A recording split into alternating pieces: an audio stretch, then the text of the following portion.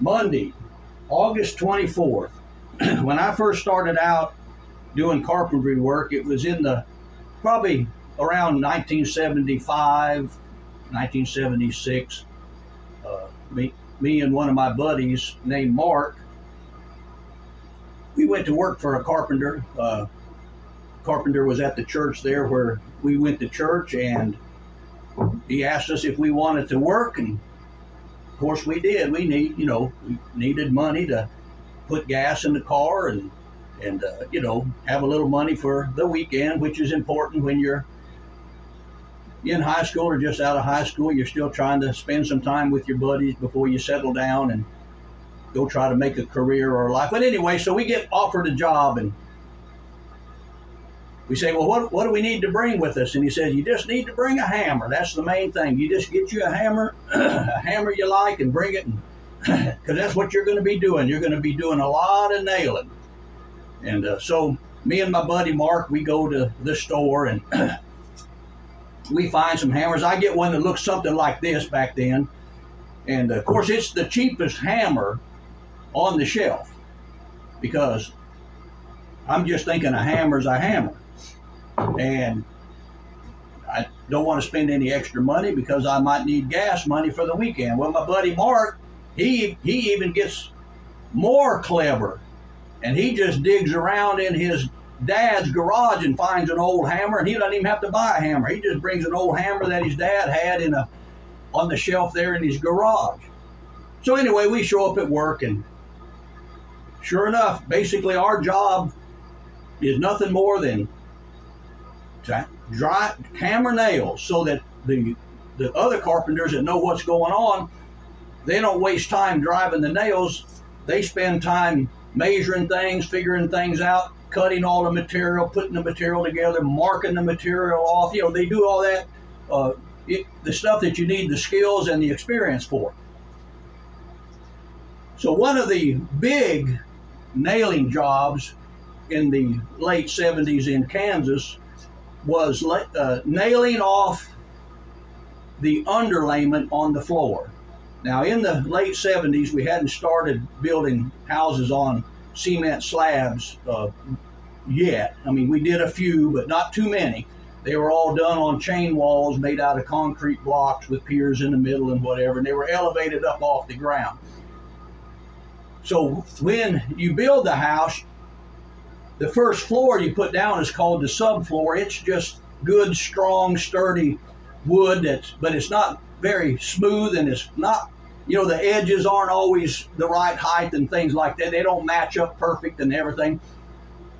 So after you get the roof on the house and the sheetrock is hung, and you're getting ready to put the carpet or the vinyl floor down, then you put a smooth layer of plywood over that rough subfloor. And to nail that plywood down so it won't squeak or it won't move around or pop up in a corner or something, you had to drive a nail every 6 inches, all the way around the edge and all the way through the middle, everywhere. A nail had to be every 6 inches in both directions. That means thousands and thousands of nails in a house.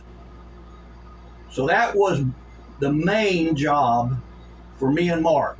As the helper, our job was to crawl around on that floor, driving those thousands of nails.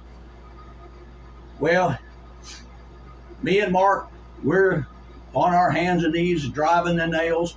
We drive 5 or 6 nails and bend one over, and you gotta get it out and pry it up and then put another one there. And sometimes you go 8 or 10 nails and then bend one, and sometimes it would bend all the way at the end where you could hardly get a hold of it to get it out. And if we were doing a good run, sometimes we'd get 10 or 12 nails before we bend one over.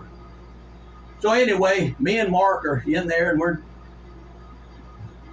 trying to drive all the nails, bending them over.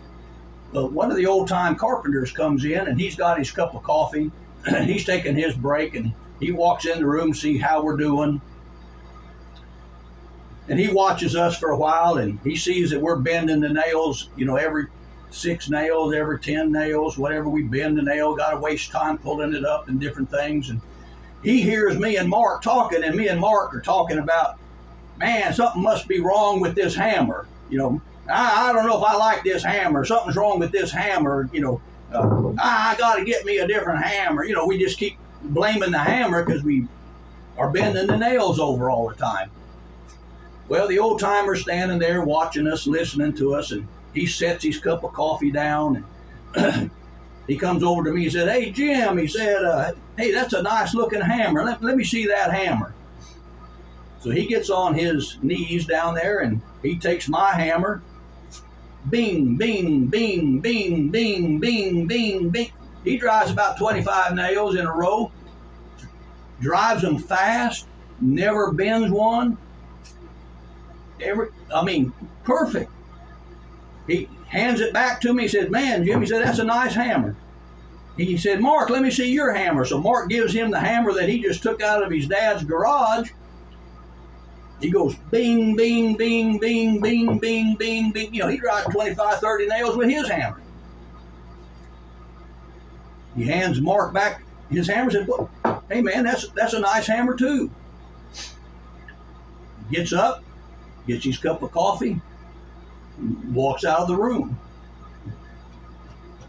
Me and Mark look at each other.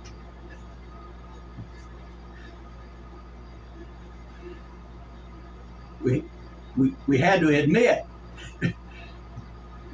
it wasn't the hammer that was the problem. Wasn't the hammer.